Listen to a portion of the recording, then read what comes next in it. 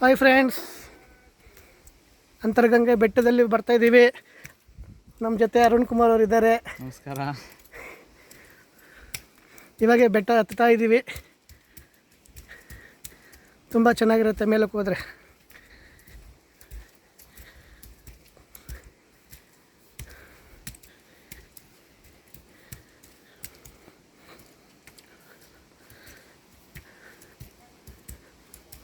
ಅಲ್ಲಲ್ಲಿ ಜನ ಇದ್ದಾರೆ,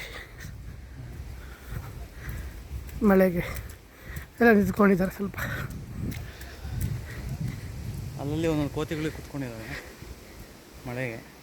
ಹೌದು, ಕಾಡಿನಲ್ಲಿ ತುಂಬ ಕೋತಿಗಳು ಓಡಾಡ್ತಾ ಇದೆ.